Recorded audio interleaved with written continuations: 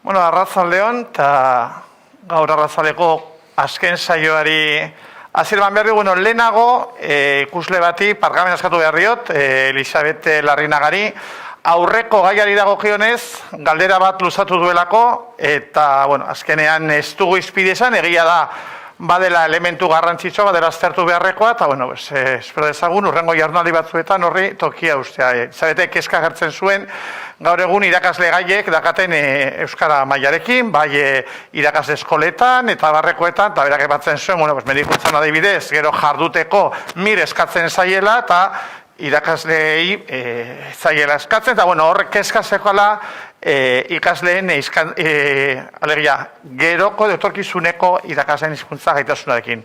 Zalantza barik hori ere bada beste elementu bat, baina hemen azkenean egun tardian sartu nahi izan dugu batetik transmisio, sozializazioa, bestetik hezkuntza, hirugarrenik bi euskalduntzea eta eraldaketa eta soziolinguistika eta ezinezkoa da.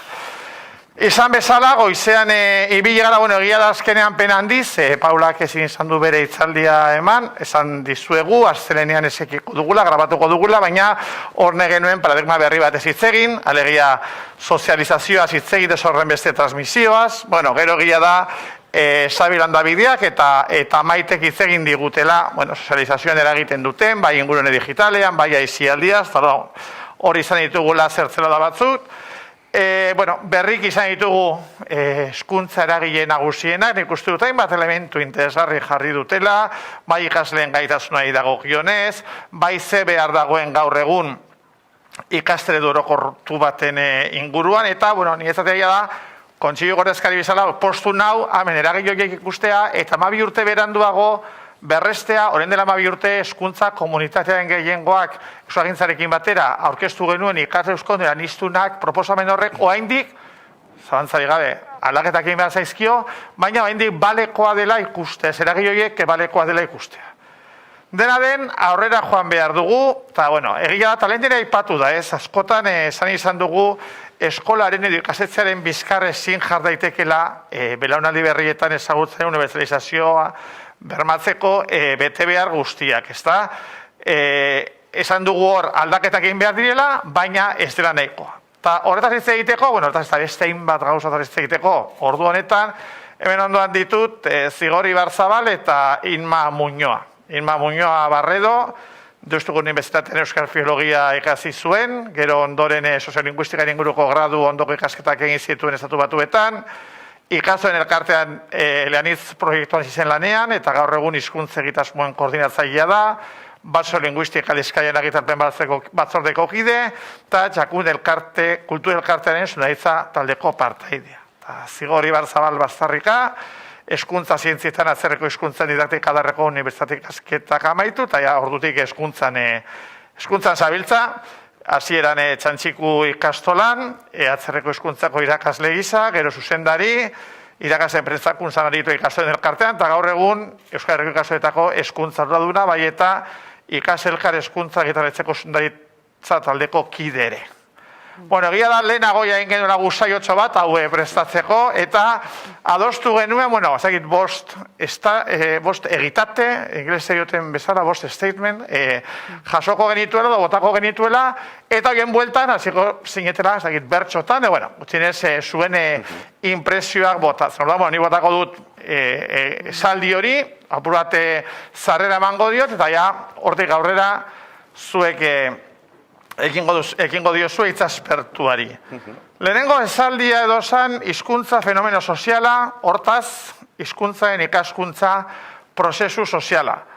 Egia da, orain gaudela sozializazioaren, alegia, sozializazioaren paradigmari lotu behar gatzaizkiola, eta gian lehen galdera litzateke hori zuen eskarmentua, zait alde horretan eskarmentu handikoak zaretela, Zergatik da ingarrantzitzu hezkuntzaren ikaskuntza prozesu soziala dela ohartzea, gero egia da aurrera goko utziko ditugu arau sozialak eta akaso horrein interesgarriago da ikustea ikasleen hizkuntza gaitasunetan nola eragiten duten eskolaz kanpoko faktore eta eremuak.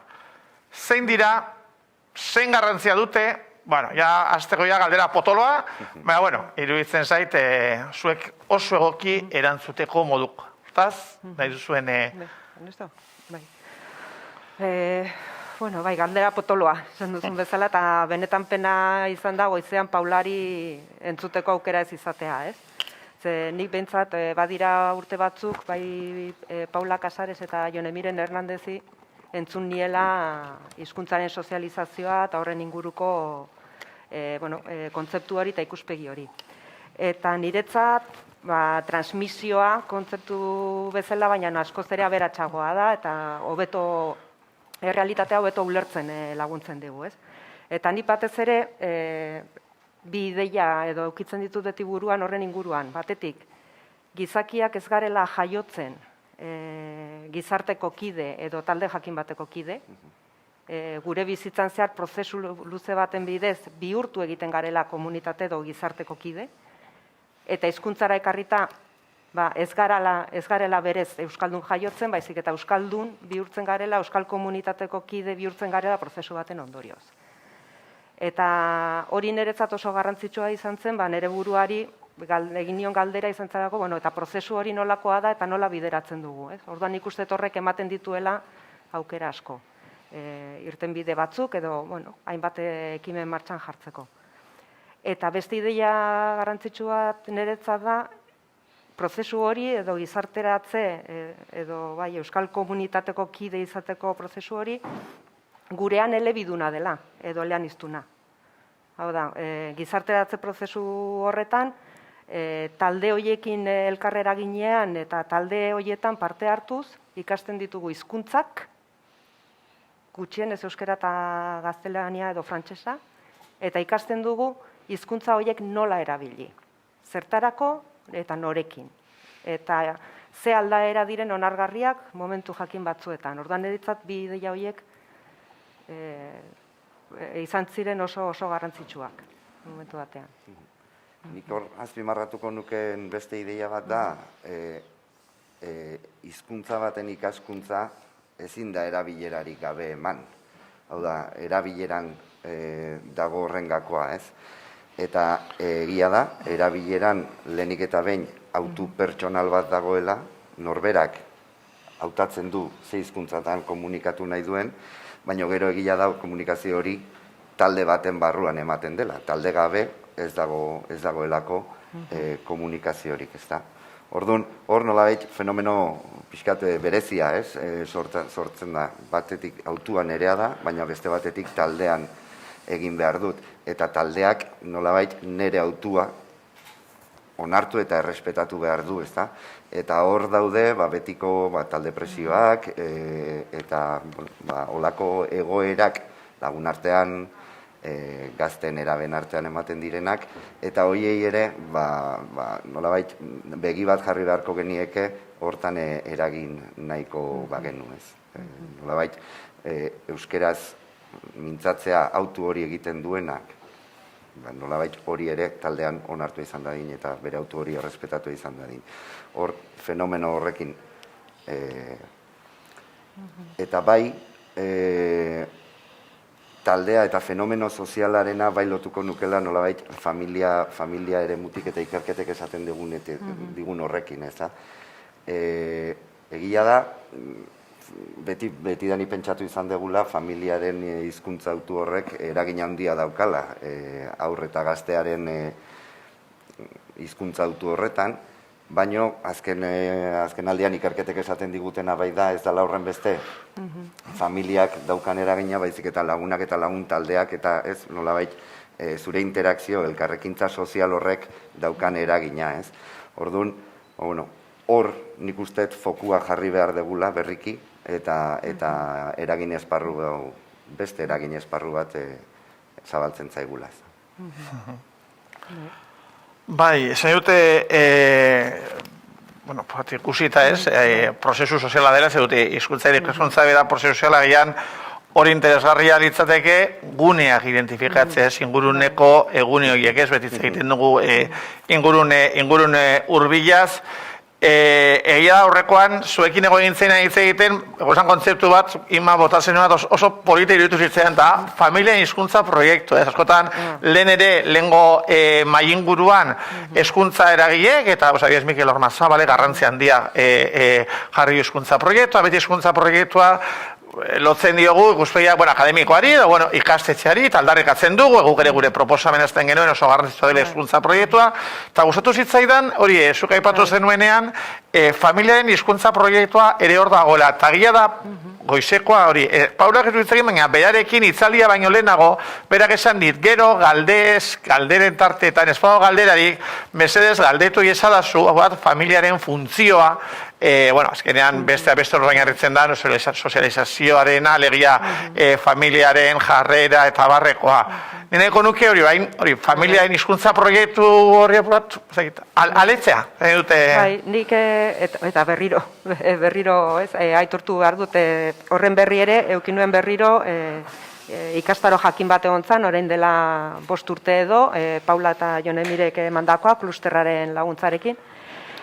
Eta hor aipatu zen lehenengo aldiz, edo nik entzun nuen lehenengo aldiz, familien hizkuntz proiektua, eta esan nuen, bai.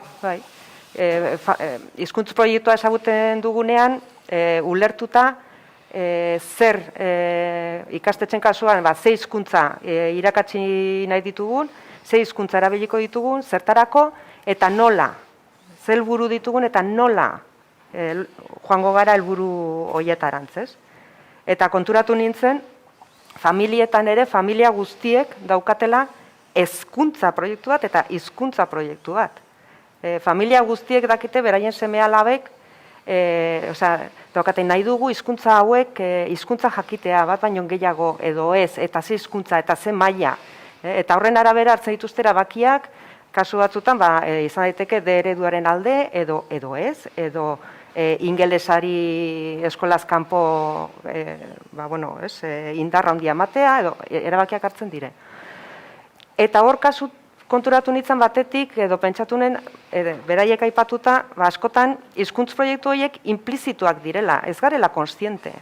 Gerta daitekela, ez, badakigu, edo azal batzuk, ze hizkuntza bai, ze maila bai, baina nola hori ez daukagula familietan edo oso garbi batzuetan. Eta horretan, bai ondo datorrela eta beharko dutela seguna laguntza biztaratzen beraiek implizituki dauzkaten helburu horiek. Eta konpartitzen ikastetxearekin. Ez dakit ere hori, pixkat ikastetxearen helburuak zein diren, nola egiten dituzten gauzak, zergatik egiten dutena, hizkuntzei begira, eleaniztasunari begira, euskarari begira, eta hori adostu familiekin eta partekatu. Eta hortik, sortzen dira, hori identifikatzen dira, badibidez, hizkuntzaren inguruko hainbat mito. Eta seguru nago, hainbat familia edo pertsonek, agian euskararen inguruan ez dituztela hainbat gauza egiten, ziur aski ez dakitelako, ez zaielako bururatu, edo ez direlako konstiente. Beti eukiko ditugu, betikoak, kontrakoa direnak, edo... Baina askok, seguruna, laguntza behar dute, pixka bat esplizitatzen eta esan behitu. Ikastolan edo eskolan hau egingo dugu eta modu honetara. Eta orduan zuk, nola helburu konpartitu daukagun, zuk, hau egiten balin baduzu, modu honetara egiten baduzu, guztion artean lortuko dugu zure semea edo zure alaba garatzea, guztio konpartitzen dugun horretan. Orduan, zentzu horretan pentsatuen egia da, eta hor badira elkarrizketa batzuk emateko, nik uste dut, eta politak izan daitezkenak. Bai, zer gutxi gehitzeko, nik bai indarra jarriko nuke hizkuntza proiektuen arteko koherentzia horretan, askotan konturatu gabe, mezu kontrajarriak ematen dizkiegulako gure belaunaldi berriei, eta horrek nahasmena sordakik, eta horrek askotan trastokatzen ditu edo lekuz mugitzen ditu, ez? Eta gero, beste ideia bat, eta Imak aipatu du da, benetan errealitatea begiratuta, familiek hizkuntzen gainean lehentasunak oso argi markatzen dituzte, ez? Eta ikusi besterik ez dago, gaur egun hezkuntza sisteman dauden ikasletatik zenbat eta zenbatek ingeleseko errefortzuak jasotzen dituzten eskolaz kanpoko ekintza bezala, ez? Batzutan da gehiago ikasteko, beste batzutan da benetan errefortzu baten beharra daukazulako, baina hizkuntza aldatuko bagenu eta euskera jarriko bagenu ingelesaren tokian, nik uste evidentea dela, ez? Zailtasunak dituztenak ere euskaltegira ez direla matrikulatzen era horretan, ez? Helburu desberdinak ditugula hizkuntza batekiko eta bestearekiko, eta hori, implizituki dijoan familiako hizkuntz proiektu horren isla da, ez? Eta horren atzean egon daiteke, kasu batzuetan, pentsatzea, eskolan egun osoa ari da euskeraz ikasten, hori ikasiko du. Eta orduan, bueltatzen gara, ikaskuntzaren edo hizkuntzen inguruko mito edo aurrezagutza batzuk dagoeneko iraungita daudenak eta berritu behar direnak, eta nik hori askotan entzun da, baina ikastolan egun oso euskeraz, hori ikasiko du, badu ikasten, ikasirekin ere zer ulertzen dugun, hori ere hor beste jardunaldi batzu daude. Baina horren atzean, orduan, pixkat azten balin bagara, gai horietaz hitz egiten, hitz egin daiteke ikaskuntza prozesu, eskolan gertatzen danari buruz, orduan, ingelesa gutxi dago eskolan, beraz behar du kanpokoa ondo aritzeko, baina euskera, eskolan denbora guztian ari da. Horretik irikitzen dira esparru batzu niretzat oso, soziolinguista naiz, orduan, niretzat oso interesgarria dira beti. Eta oso argi dagoena da, izin medugule hizkuntza proiektua, baina pluralean. Zain dute, egia da, askotan lotzen diogula ikastetxeak izan ezakien hizkuntza proiektua, ez horre familiaz hitz egin dugu, baina horre aipatzen, horrekoan aipatzen zeniat ingurun urbilek ere, ingurun urbilek, horregun ja, ingun urbil bakarra ez dago ingun urbilek zenolako eragina izan dezaketen ikasleen gaitasunetan, eta horre ere gure erronka izango da nola eragin ingurun horietan. Zai dute guk esaten badu, familiak eragiten du, familia hizkuntza proiektu hor daka inguruneak eragiten du. Eta orduan guzti eragin aldugu horre eragiteko, gu beti aldeko egiteko. Eta horre ipatzen zenuen, kasuetan zuke ima, hizkuntza proiektu komunitarioa. Alakoetan, gero, zigorretzen badaukat pare bat esaldi alako, zai dute, ez baina, uste dut hori hizkuntza, alegia, familia hizkuntza proiektu, baina gero ipatzen zenuen, ez, egin behar dugu hizkuntza proiektu komunitario. Digan, justu orain momentu honetan, komunitario hitza, bizi dugun testu ingurunetan hartu dulako zera, ez da? Nik uste dut, ideia azkenean, ez da ere berria, denbora luzea daramagu horrekin, baina nik bentsatu ikusten, familien kasuan bezala, inguruko eragileekin, eta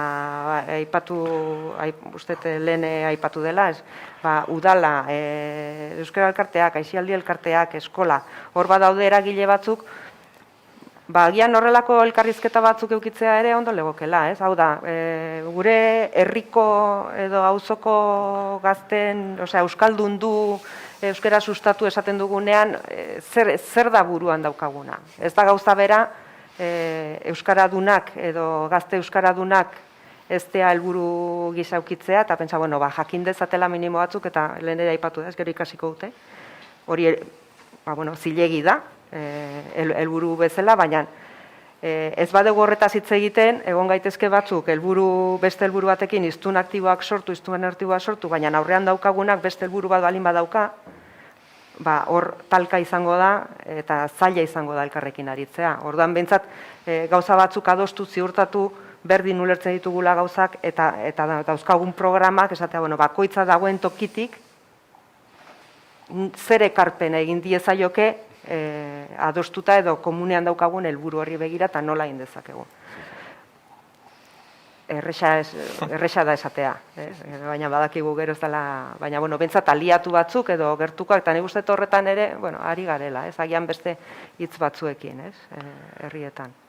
Egia da, hoizean, aisialdikoak aipatzen zuen, urtzintzakoak beraiek ikusten zutela garrantzitsua, mai bat edo jartztor hizkuntza formala aisialdea alegia, osagarritasun hori berez badagoena, baina esplizitatzea, eta buru bat, modu bateratuan pentsatzea. Zai dute, askotan, badakagulako ditura, bakoitzak beretik egiten duela, eta askotan gertaliteke, bagian ez dakit, kirol elkarte bat, kirol elkarte batek pentsatzea, guk bai entrenatzaileak euskalduna ditugu, eta hemen, guk egin dugu egin beharrekoa. Eta jakin badakigu hori ez dela nahikoa. Edo alderantziz, gerta daiteke, kirol talde batek esatea, entrenatzaile euskaldunat, entrenatzaileak topatzea, uste dut ez dela oso erresa, kasu batzuetan, ja. Eta baina gainera euskalduna izatea, baina guretzat ezinezkoa da. Beraz, guk ezin dugu ezer egin euskararen indarberritzearen alde. Ordan hori ere, ez da. Orduan, agian ikusten, betza, agian baikorre egin naiz edo, baina beti nahiagoet molakoa naiz ni. Baina nik uste mai gainean horrelako gaia jarrita eta elkarrekin arituta, batzuk ikusi dezakete, gehiago egin dezaketela edo, entrenatzaile euskaldunak eukitza baino haratago joan behar dutela, eta besteek ikusi dezakete, agian ezin ditut entrenatzaile euskaldunak lortu, saiatuko naren esto, baina agian beste hau egin dezaket. Edo beste aukera batzuk, baina ez gara biltzen, dugu hitz egiten zaila. Eta horri gehituko nioke, azkenen ikastolak edo ikastetxe batek badauka bera kokatuta dagoen testu inguruan eragiteko helburua, ez? Eta hori da nik uste bilatu behar deguna ere bai, ez? Beste eragile, beste erakundeekin elkarlanean, sinergiak bilatu behar ditugu, eta gure, eta testu inguruan nolabait eragitea lortu, eta benetan lehen esan ditugun erabilerako aukera horiek sortu, ez? Horri lotuta horrekoan, hau da, privilegioa lehenagotik bereekin alako saio bat eginda, badakazu elementu batzuk edo non jarri Azpimarra. Horrekoan hori, solasean ibili ginen aipatzen zen edo sujatzen zenuen Azpimarra, hori Artigalen esaldi batean, aurrek hizkuntza erabiltzeko futbol zelaiak behar dituzte. Oso sali polita, eta orduan hori galdea da, ez dakate aurrek hizkuntza erabiltzeko futbol zelairik, gaitasuna, espazioa... Nik hor, Artigal, guk aspaldi, gure ibilbidean aspaldi ezagutu genuen pertsona, eta nik uste hor klabe esanguratsuak, gako esanguratsuak eman dizkigula, ez, urte guzti hauetan zehar, eta lehenengoa zan ezagutza eta erabileraren arteko lotura, ez, lehen arestian aipatu dugun bezala, baino horrez gain, urrengoa da, hori da, erabilerarako aukerak sortu behar dizkiogula, ez, aur batek jolasteko zelaia behar duela, eta hizkuntza erabiltzeko ere zelaiak behar ditu, ez? Momentu honetan ez dauden galdetzezu, nik uste, testu inguruan arabera gehiago edo gutxiago daude, baino bada testu inguru bat denek daukatena, eta hori eskola testu ingurua da, bai? Eskola testu inguruan euskera erabiltzeko aukera dakate, baina horrek arrisku bat ere sortzen digu. Bakarrik eskola inguruan egiten baldin badute, euskera eskola hizkuntza akademikoa bezala ikusten dute, ez dute beraien elkarrekintzarako hizkuntza bezala ikusten, ez? Eta hor, lehen ere, goizean ere aipatu duzu, aisialdiaren ekarpena eta aisialdiaren garrantzia, ez? Nolabait, eskolaz kanpo ere, euskeraz komunikatzeko, euskeraz jarduteko espazioak behar dituzte. Eta horretara joan behar dugu, eta nolabait, zubiak egin, hezkuntza formala, ez formala, familia, gizartea, herria, nolabait, saretu egin behar gara helburu komun horrekin.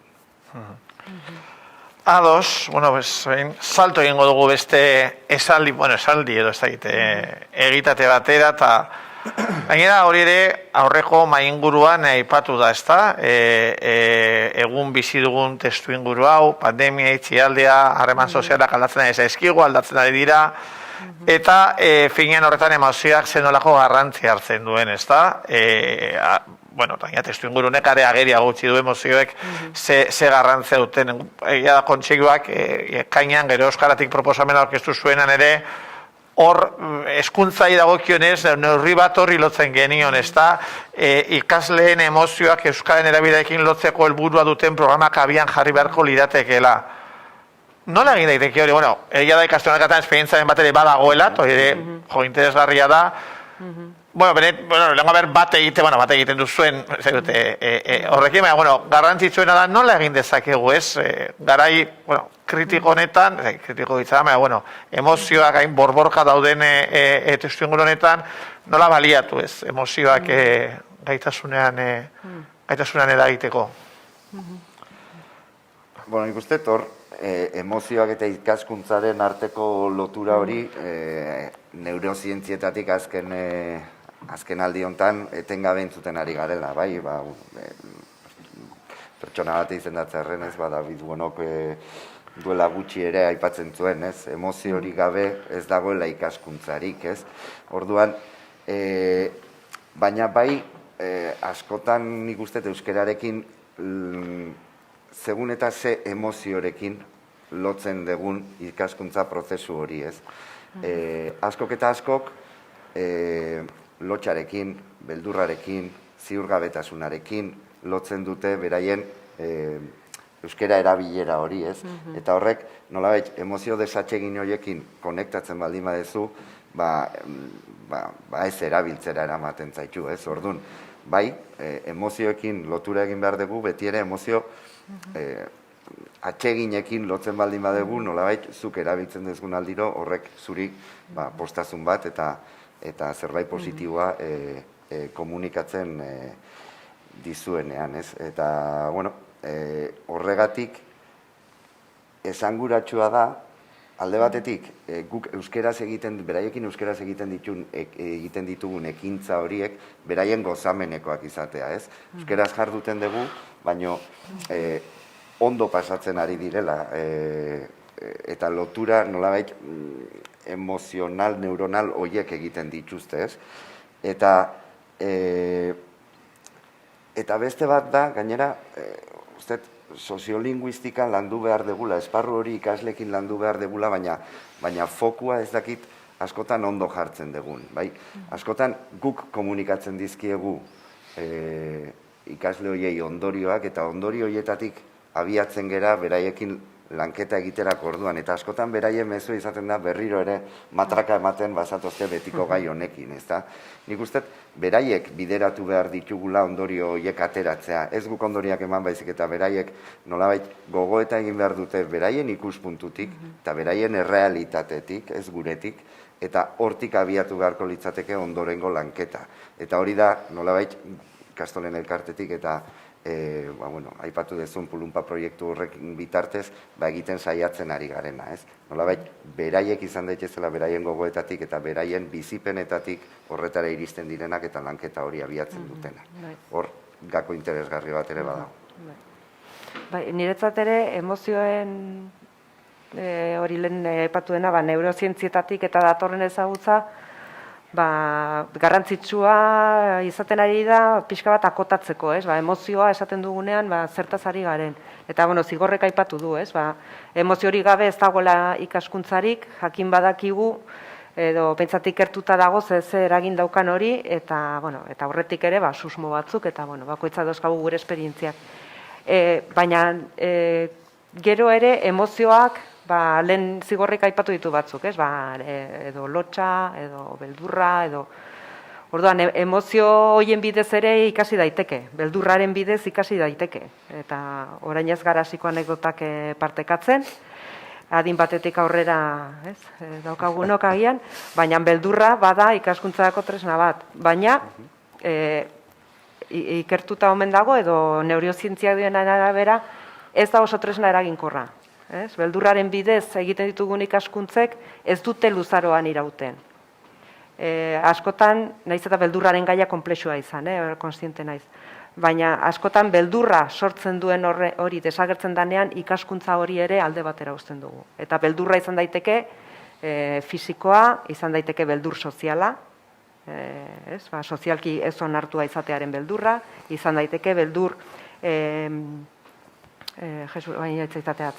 beldur soziala, beldur akademikoa, suspenditzearen beldurra, eta ordan, hoiekin, ikaskuntzak ez diara inkorrak. Aldiz, beste emozio batzuk, izan daitezkenak, askotan gozamenarekin, edo, poza, edo alaitasuna, jakin mina, edo erronka, tipo horretako emozioekin lotzen diren ikaskuntzak, dirudienez askoz ere, iraunkorragoak dira, eraginkorragoak ikaskuntzaren bidetik, eta hor askatzen omen dituzte hainbat, osagai kimiko eta burmuina, dopaje txiki bat bezala, eragiten duena aurrera jarraitu nahi izatea eta bide horretatik jarraitu izatea. Eta orduan horrek ere motivazioaren kontuekin eta niretzat behintzat bai da askotan buelta asko ematen diodan gai bat. Eta irakaskuntzarekin lotuta horrek ere eramaten nau euskara nola irakasten ari garen, ni beti nire txokora, eta euskararen bidez nola irakasten dugun. Erabiltzen ditugun metodologiek jakin-mina, interesa, poza agian gehiegi esatea da. Ez dakit, baina tipo horretako emozioak erronka pizten dituzte ikaslearengan, eta ez dut erantzungo. Noraino, eta hau ere ez da erresa. Badakit irakasleak hor aritzen direla, beti pentsatzen gaiak edo ikaskuntzak nola aurkeztu, ikasleentzat interesgarriak izan daitezen, engantzatu daitezen horrekin eta aurrera jarraitzeko, ez? Baina horrek ere esan dugu, agian ez da intuizio bat edo, honen atzean badago zeo zer, neurozientziak pixkat erakusten diguna edo erakutsik dezakeena, etorkizunean eta nik uste hor badugula bai hezkuntza formalean bide bat egiteko eta gero zalantzarik ez beste esparru horiek, aisialdiak eta tipo horretak. Bago izan, justu aisialdiaren elkarrizketan hori epatzen zuten, aisialdia azkenean gozamena, alegia aurrarentzat, gaztetxoarentzat, eta lan jatzen dituen input positiboak. Orduan, berekera itortzen zuten, horrek azkenean, hori erabil daitekela ezagutzaren normalizazioan, ikasleen hizkuntza gaitasunetan, nolabait hizkuntza gaitasun horiek hobetzeko, eta gainera, baina horretarako, bereik aldarrikatzen zuten, eta justo, hemen ondan urtzintza dugu berarakatzen, horretarako aizi taldeek ere izan behar dute formazio, kasuetan bereik aipatzen zuen, formazio soziolinguistikoa, legia ez dela gauza bera, aizialdi talde bat Bilbon, edo aizialdi talde bat hizkuntza hegemonikoagoen lurralde batean. Zai dut azkenean aizialdia zaintzarekin lotzen delako, eta ez delako benetan probesten izan egin zezaken ekarpen hori. Zalantzari gabe, nik uste aizialdia eta eskolaz kanpoko ekintzetan, ikuspegi asistentzial horretatik, uneren batean atera beharko gara. Hori hezkuntza eremu bata. Eta ez bakarrik hizkuntza kontuetan, beste gai batzuetan ere, berdintasuna eta ez dakit, edo inguru giroaren zain, beste mila... Ere argi dago badagoela lerro bat, era zirraragarria dena, eta neurosientzatik ikuspegitik, nola, egin nola, jolastu jokatu, zaititze gokia denez, bat emozioaz, azkenean benetan, empirikoki badagoelako, hori urrengo jardunaldi batzuetan, nik prese dongo naiz, ibiltzei dalako oso, ni ezagutzi oso berria, oso berritzei ezagitekena. Gero baditugu beste askotan kontzeptu batzuk, edia batzuk, motivazioa, zer da motivazioa, eta niretzat bentsat oso lausoak, zaiak, motivazioa, eta bai, ados, ikusiko gara. Potentziala handiko lerro bat zabaltzen dugu horrekin, ez? Nolabait, aizialdiak beti eukidu motivazioaren alde hori. Hau da, nik aizialdian egiten dudana, nik nahi dudalako egiten dut. Orduan, suposatzen da, nire gustokoa dalako egiten dut, ez? Nolabait hor, hildo estrategiko bat garatu behar degula, hemendik eta urreko jardunaldi eta bitarte. Odakagu ja prest, urrengo jardunaldi egitera odakagu prest. Emozioa, ez egin dugu, norbanakoaren, emozio pertsonale horietaz jardun dugu, gero, zegoen beste emozio bat, hori, zuke batzen zenuen, zigor, hizkuntzarekiko emozioa, ezta? Gurean, eta gure kasuan, hizkuntza gutxitua, gure eskualde askotan gutxitua izan aztea zain, gutxiengoena ere bada, hizkuntzari, eta eskarela bakarrikari hizkuntza transmititzeaz. Ailegela, baloreak transmititzeaz, jarreak transmititzeaz, eta horra ipatzen zenuen, hori, iztun kontzientearen kontzeptu. Egia da bihar, Jone Goirigolzarri bere amaierako hausnarketa horren inguruan egingo du, egia fokoa gehiago jarriko dugula helduengan eta fokoa gehiago jarriko dugula nagusitan euskaldundu diren helduetan, ze beraiek, bere ikerketak eta mudantza eta bate kontzeptu horiek helduetan aztertu dituzte, baina guain gari gara ume, gaztetxo, hori ze bide nola, zen dute? Bai, nik beti pentsatu izan dut, euskara ikasten duen pertsona batek eta euskara dun den pertsona horrek ez duela bakarrik hizkuntza bat ikasten, bai, nolabait hizkuntza horrekin batera eta agian Inmak hasieran egin duen gogoetarekin bat egiten dut horrez, osea, nolabait zu jaiotzez etzera talde baten parte hartzaile egiten zea, ez? Baina zu euskara jasotzen ari zaren neurrian eta euskararekiko atxikimendu hori sortzen ari zaren neurrian, zu beste balore batzuk ere jasotzen ari zara, ez? Eta nik hor esaten dut guk euskalistun kontzienteak behar ditugula, hau da, beraiek euskaraz egiteko autua egiten dutenean, beraiek argi izan behar dute zerren aldeko apustu egiten ari diren. Ez dela bakarrik hizkuntza bat erabiltzearen aldeko apustu bat egiten, ez? Nolabait, herri nortasun bat, identitate bat, balore batzuk daude atzean, auzolan bat dago, militantzia bat dago, konpromiso bat dago. Eta hori da, nolabait, beraiei, eta lehen esan dugun, ez, hausnarketa pertsonal eta partekatuaren bitartez, beraiek eraman beharko genituzke hori nolabait ondorioztatzera, ez? Eta hor dago. Eta gero, emozio pertsonalen inguruan, ni pertsonalki euskaraduna izateak, euskaraduna eta euskalduna izateak niri arrotasun bat sortzen dit barrun, ez? Nik Europa mailan zaharrena edo zaharrenetarikoa, zaharrena ez bada, zaharrenetarikoa den hizkuntzaren ezagutza izateak eta egunero hizkuntza honetan bizi ahal izateak ematen didan sentsazioa, sortzen didan emozioa, posarena eta arrotasunarena dira, ez? Eta hori da, nolabait, gure guk daramagun altxor bat eta guk nolabait sozializatu behar dugun altxor hori, ez? Eta ia gai gote garen horrelako emozioak pizteko eta hurrengo belaunaldiengan atxikimendu hori lortzeko. Hor dago gakoa, baino formulak hori esan behar nuen, eta nola? Harakatu behar. Zei dute badakite eta hori esan aitzaki horrengo jarnali batzuetan egingo dugula. Nola, ziotor? Nik gehituko nioke batez ere hiztun aktibo bilakatze horren bidetik eta hemen ez dakit eskolaren ikuspegitik edo garrantzitsua dela behintzat hiztun aktibo autokontziente hori egin ahal izateko baliabideak eskaintzea ikaslei eta ez dakit bermatu hitza gehiegi da, baina behintzat saiatu behar dituzten baliabideak ematen. Bai baliabide hizkuntza gaitasunaren ikuspegitik, ahalik eta hizkuntza gaitasun altuena eta egokiena izan dezaten, futbol zelaiak, eskaini, testuinguru seguruak beraiek hizkuntza hori erabiltzeko eta ikasteko. Ze azken finean ere ikaskuntza prozesu batean daude eta hor akatsak egingo dituzte, gauzak ez dituztengo egingo. Behar dituzte ere testuinguru seguru batzuk horretan aritzeko.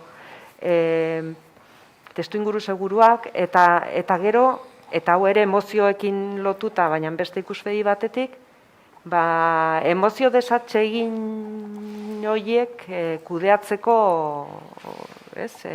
tresnak edo baliabideak, estrategiak, ez? Emozioen inguruan, emozioen hezkuntzaren inguruan, dira urte batzuk mugimendua badagoela, eta nik uste hizkuntzaren ikuspegiare ondo legokeela lantzea, ez? Azken batean, guk helduok badugu gure estres linguistikoarekin bizi gara, eta estres hori edo gure beldur lotxa eta deserosotasun horiek ari gara neurri batean transmititzen ondorengoei. Eta guk hori DBH-ko ikasleengan ikusi dugu, egindako ikerketatxo batzuetan, eta ordan behar dituzte ere tresnak ez dakit, asertibidade linguistikoaren ildotik, edo estres linguistiko hori aurre egiteko, tresnak emozio desatsegin horiek identifikatzeko, konturatzeko zerk eragiten die, eta buelta emateko. Beraiek ere behar dute. Horrek egin izan duzu zuek, ez? Egin buran dagat, tel pantzeko alako saioak hori, zailute, alako esperientzak egin dituz? Bai, egin izan ditugu ikastoletan, baina batez ere klaustroekin. Ikasleekin ez dakit hainbesteko esperientzia egonote den, ez? Baina gogoan dutu hain dela 4 bat urte edo, egin genuela ikerketa txiki bat barruko ikastola batzuekin, eta DBH-ko ikaslei eskatu zitzaien beraien autobiografia linguistikoa eta beraien bizipenetatik, hizkuntzen munduak eta horiek deskribatzea. Eta, denetarik zegoen, baina bat zeuden ikasleak DBH-en dagoeneko,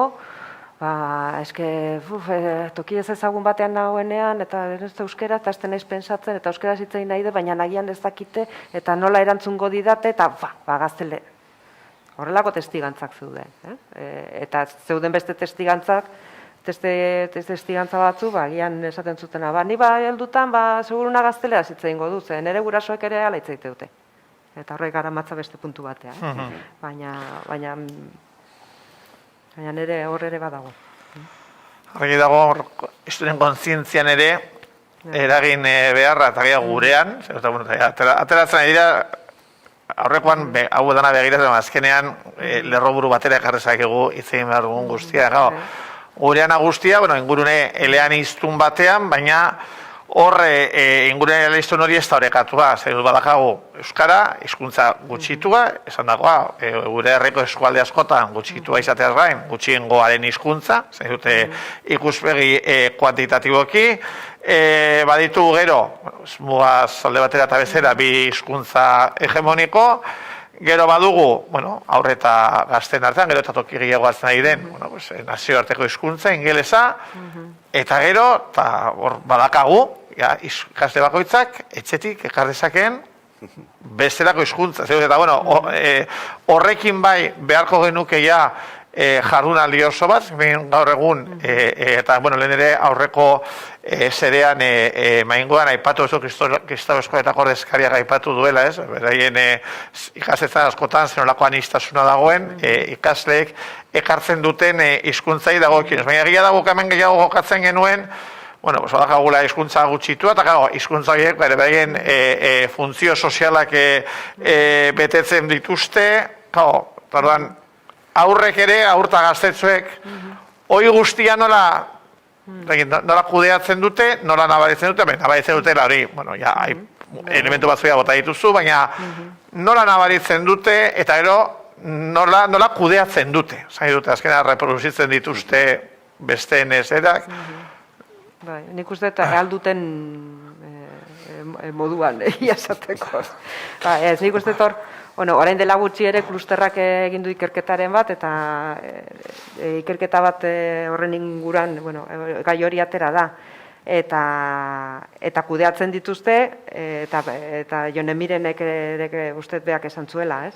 Trebeak direla kudeatzen, trebeak direla zeinuak eta seinaleak eta jendeak igortzen dituenak interpretatzen eta horren arabera moldatzen direla eta hizkuntza aldatzen dutela eta ari direla. Egia da, horrek berriro garamatzala lehen zigorrek aipatu duen gai batera, ez? Soziolinguistika landu beharra dugu. Eleaniztunak gara, hizkuntza gutxitu bat daukagu tartean, eta horren inguruan hitz egin beharra dago. Eta horretan ere aurrera pausoak nik uste eman direla azken urte hauetan. Nik uste gu geuekin materialetan saiatu gara gaia lantzen, eta badaude beste, orain UEMaren ekimena datorkit burura, baina badaude beste batzuk, ez? Baina gero lehen esan duzuna. Ikustet, salto egin behar dugula, beraien bizipenekin ez diskurtso abstraktu bat, ez? Soziolinguistikaren inguran, baizik eta eguneroko bizitzan topatzen dituzten egoera horietan, horiek baliatuta, horiek nola kudeatzen ditugu, nola kudeatu ditzakegu. zer sortzen digu, ze erabaki daude hartuta. Azken batean, badaude arau batzuk. Ikastola batean balin bagaude, ikastolaren arauen artean dago hizkuntzaren erabilera. Beste arau batzuk dituen bezala. Gauza horietaz hitz egitea, baina agian zer ikuspegi aktiboago batetik.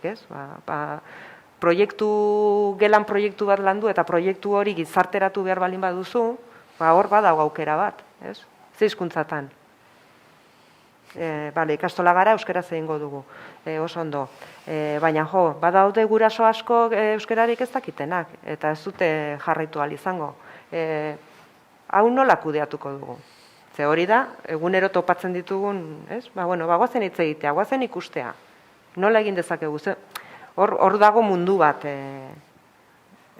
ikertzeko eta saiakerak egiteko pixka bat diskurtso hutsean edo ezagutza abstraktuetan ez gelditzeko edo esan dezagun, ez dakit. Eta gero, eta gure realitatearekin kontziente izan behar degula ere bai, ez? Hau da, izan nahi detena da, mundu globalizatu batean bizi gara, bai? Eta mundu globalizatu honetan, euskerak zer ematen digun, kontziente izan behar dugun bezala, hizkuntza hegemonikoek zer eskaintzen diguten ere kontziente izan behar dugu. Eta hizkuntza hegemonikoriek, ez dakit, komunikazio ikuspuntutik, ikuspuntu profesionaletik eta pertsonaletik, hainbat ekarpen egiten dituzte, eta horiek ere baloratzen jakin behar dugu. Gero, testu inguruaren arabera, momentuaren arabera, pertsonaren arabera, jakin beharko dut nik ze autu egiten edan, ze hizkuntza erabiltzen edan, ze registrotan eta hori guztia. Baina lehenengo kontzientzia parte badago eta horrezin diogu gure buruari gezurre, horrezin gara gure buruarekin gezurretan aritu.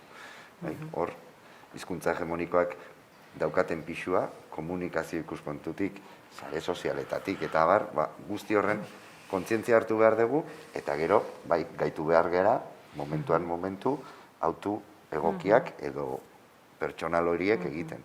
Baina, beti ere, aurrez landuta eta jakinda.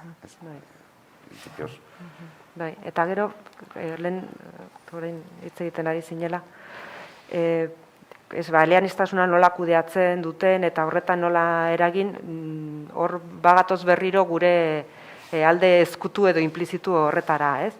Eta sozializazioaren ikuspegitik eta taldean parte hartzen ikuspegitik.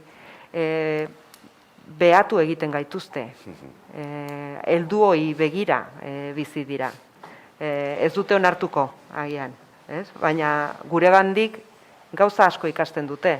Esaten dugun horretatik eta egiten dugun horretatik. Orduan, eleaniztasunaren kudeaketan ere, inguruan dituzten helduak eta referentei begiratuko diete. Noiz erabiltzen dute hizkuntza bat eta bestea, norekin, zertarako, hori da behatzen duten. Orduan nik uste dut ere, norberak egin behar duela hausnarketa bat eta kontziente izan ze portaera dituen eta horrez ze mezu, konturatu gabe ze mezu bidaltzen ari garen. Gure portaera horiekin.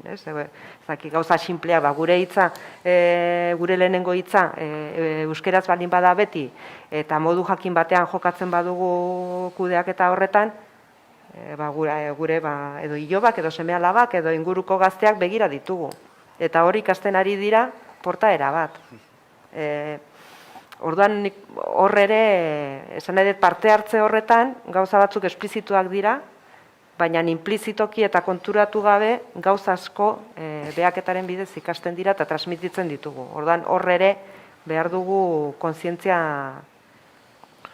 onartuta gure kontraesanak edukiko ditugula eta inorrez dela perfektua eta ezin geralea izan, baina horretaz ere hitz egitea agian komeniko litzateke, baina. Horrekan aipatzen zenuen, egin genuen erabilera arau sozialez, zaitezkela hori batzuetan esplizituak direnak, beste batzuetan implizituak dira, eta gainera, alegia, lotura bakate beren artean, baina batetik izango genuki hori, erabilera arau sozialak, gero bestetik ere aipatu dugu, hizkuntzaren beraren ezaugarria, ez? Bigarren mailako hizkuntza edo hizkuntza zapaldu, hortaz bigarren mailako pertsona zapaldua, hizkuntza kudeaketa honetan guztia, pues beraiek ere hor ikusle, eta bueno, ikusle ezik partaide ere badira. Eta bakit galdera hau egitea, eta hemen dago idatzita, eta gau, paperak danari eusten dio, gau, non daude gakoak hizkuntza kudeak eta horretan eragiteko, eta nola bait, gau, ez da gure ez da bakarrik eragitea, baizik eta euskara ardatz bihurtu gehiegi esatea dan, aian gehiegi esatea da, baina probate horti xaxatzeko. Eta daki galdera ere badala, beste tesi bat egiteko modukoa, baina... Ikuste agian gako batzuk, hemen txuleta behiratuko dut, dekarri ez, galdera potolo batzen. Nik uste hor, aipatzen joan gara elkarrizketan. Bai. Ez dago marita magikorik, ez dago errezetarik momentu honetan, ez? Baina horre erronkak aipatzen, batetik ezagutza dago, ezagutza aldetik, esan daiteke, urratsak eman ditugula eta aurrera pausoak eman ditugula, bai? Beste batetik, erabilerarako kanpo zelaiak, futbol zelaiak ditugu, eta hori ere, beraiei, nolabait, aukera horiek ezagutarazi eta eskaini bartzaizkie. Hirugarrena daude estrategiak, nolabait, beraien burua seguru sentitzeko eta hizkuntza autu hori egiteko estrategiak daude. Orduan, nolabait, gako batzuk aipatzen etorri gea, naiz eta, horiek errezeta batera eramatea, zaila den, ez? Baina, abanikoa zabaltzen hasi geha. Bai, nik uste hor dagoela, aipatu dituzun horietan, ez? Eta nola kudeatu hizkuntzen mundu hori, sortzen zaizkigun emozio positiboak lortu, sortzen zaizkigun negatibo horiek nola aurregin, tresna horiek eskainik, hau da, hizkuntzaren ezagutza edo hizkuntza maila edo hizkuntza gaitasuna, Xabier Bilak ere oso ondo azaldu du diapositiba batean, ze komplexua zen, bai ezagutza eta bai erabilera, ez? Ordan hori ikusita, hor badaude gauza batzuk, eta gero hori guztia nola eraman bizitzara. Eta tresna horiek, tresnak eman, abaniko edo sorta hori eman, aipatzen ari garen hizkuntza autu hori benetako autua izan dadin. Ez? Bai, horratik, ez dadin, bai. Eta esanguratsua da ere, bai, ez? Aurtengo euskeraldiaren berrikuntzetako bat, ariguneak izatea, ez? Euskeraz jarduteko gune seguru bezala identifikatzen ditugun espazio horiek, ez? Hor ere, badago erabilera esparru bat eskaintzen zaiena, eta zuk euskeraz lotxarik gabe, beldurrik gabe jarduteko espazio bat, bakizuna, errespetatuko zaituguna, lagunduko zaituguna, eta lasai jardungo dezun hori ez. Nik uste, gauzak frogatzen, gauzak egiten, gauzak sortzen, bagoazela, eta hori dela. Eta erabakia, benetako erabakia izatea, ez?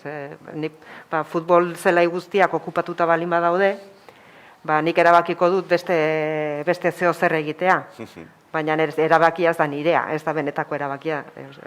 Ez dut beste remediorik izan, dana okupatuta zegoen, orduan, autuak izan daitezela benetako autuak, eukiditzatela behar duten hizkuntza eta behar dituzten tresnak, eta ereduak eta espazio seguru horiek aurrera egiteko.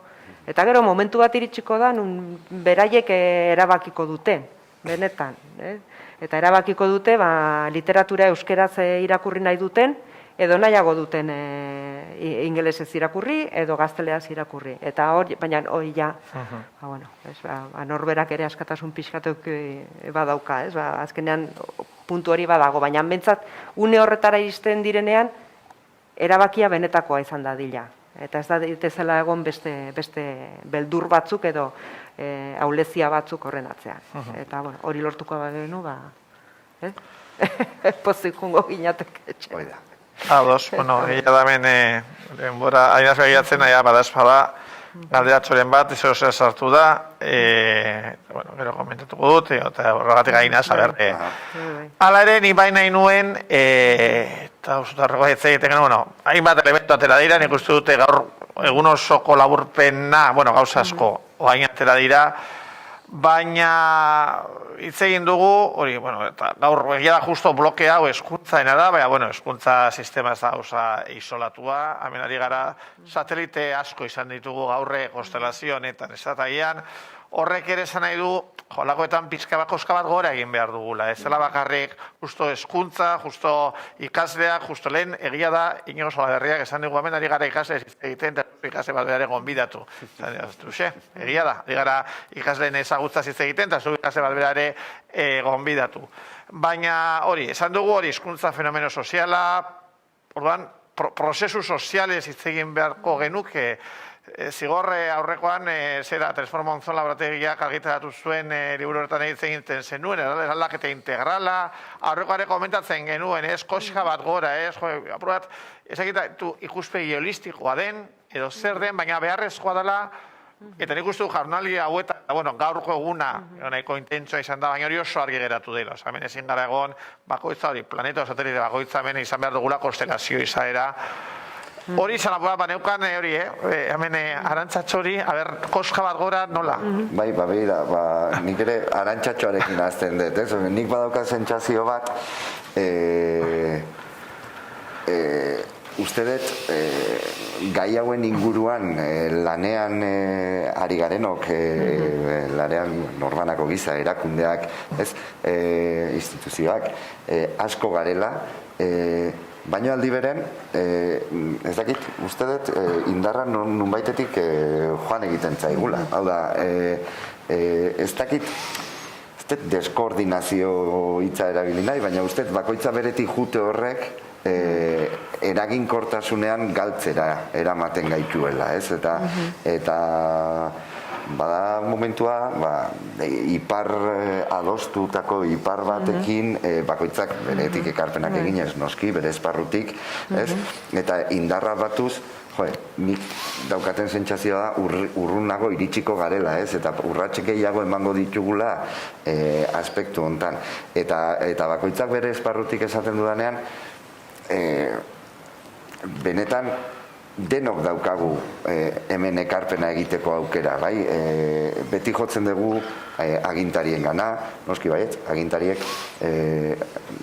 ardura handia dakatela guzti hontan, eta beraiek publiko egiten dituzten agerraldietan, nahita edo nahi gabe, hizkuntza mailaketa bat egiten ari dira, bai? Orduan horren kontziente izan behar dute, baina ez eremu horretan bakarrik.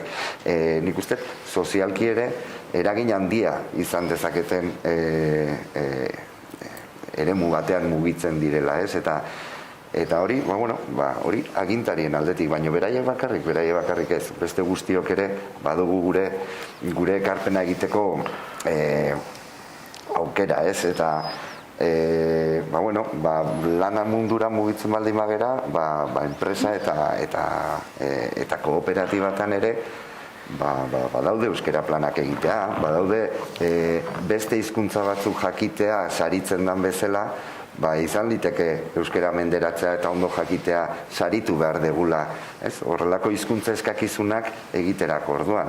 Administrazioan lan egiten degunean, saiatu beharko ginateke benetan euskeraz lan egiten degula bermatzea, hori berme bat izatea, eta horrek, euskerari oxigeno pixkat emango lioke, eta benetan, prestigioa lehen ere aipatu da, aurreko saioan ere aipatu da euskerari, dagokion prestigioa eskaintza. Noski, euskuntzak bere ekarpena egingo du, oraintxu arte egiten etorri garen bezala, eta egiten jarraituko dugu, baina nik uste dut guztion arteko sinergiak sortzea lortuko bagenu, askoz ere eraginkorragoak izango ginatekela. Eta hori, nik uste plan integral baten bitartez lortu daitekeen zerbait dela, bai? Eta plan integral hori, aipatu ditudan esparru ezberdinetatik abiatuta, baino euskal hiztunak direnak buruan izanez, ez? Beraiek euskararen erabilera egin dezaten, baina euskal hiztun ez direnengan pentsatzen ere bai, ez? Askotan ematen du, zu euskara ez dakien norbaitiri euskaraz zuzentzen bazea, nolabait, pertsona hori erasotua edo mehatxu gisa, eta hori mehatxu bezala bizitzen duena, eta nik uste sentsibilizazioa behar degula, jendea sentsibilizatu behar dugu, eta honen aurrean, ez dakit formazioa dan, ez dakit zer nolako hizkuntza planak behar ditugun herri mailan eta euskal herri mailan, erronka benetan soziala delako, erronka guztiona delako, eta nik uste, guztion artean egingo badugu, beti ere urrutirago iritsiko gara. Ez dut zantzarik, erroka integrala, erantzukizun partekatua, askotan ari gara hitz egiten, aurrekoan ere sindikagintza egin genuen agerraldi bat, erantzukizun partekatua da, 6 eta erdi dira. Egia da, izan dira ez galdera zuzenak, bai jendearen iruzkinak, horre, gazaki justo zertaz adiginak zineten, hor baliabideak behar direla, adibidez, aldi bereko itzulpen tresnak gaztetzen guztea, borondate politikoa behar dela, horre askatasunez erabakitzeko aukera askotan ez dagoela ez dagoen euskaldunetan ere, hori autua kontzientea dela edo esan ditekeela, baina ez librea, hizkuntza gutxitua dagoelako gure kasuan, eta kasu horietan botere harreman horretan gaitzaile ateratzen den, ezia galdera, ez dute alakoetan, sondedaka dintzen begira, galdera zehatza, autuan ikustu dut, egunean zehar, eta gaur egako interesgarriak atera diren, gustatu zait, hori, erabiltzen dugu erabilera erosoa, zait dute lehen espazio seguruak, iruzte termino hori ere gero eta gehiago erabiltzen ari dela, eta orain aurten ezagutza unibertsalizazioan eko genuke urren urtean, agian hitz egitea erabilera eroso, ez azkenean, eta guizan ere, Txabik ere, aipatzen zuen ostaldagai egon daitezken, eta alakoak ere badaude. Egia da, egon gintezkela beste ordu bete, baina egia da, neko genuke, neko zorrotz amaitzea, ordutegian, jendea, egun osoa pantaiaren atzean, hemen ez hainbestean pantaiaren atzen pisu izan dalako. Eskerrik asko, Zigor, eskerrik asko imametan plazera izan da, zuekin partekatzea, hori privilegioaren aurreko batean ere lasai hitz egiteko honetaz guztiaz, jarraituko dugu, erronkak baditugu, eta gaur jarraitu gaitu zuen guztiok, bihar gogoratu, 3. bloke izango dugura, helduen euskalduntzea, horretaz gain eraldaketa sozialari buruzko esperientzia bat partekatuko dutela, eta amaieran Jonego Irigozarrik, iztun aktibo nola bihurtu, gehien bat hori, beren burua euskaldun duten horietan, hori izango dugula izpide. Ondo izan, eta bihar arte.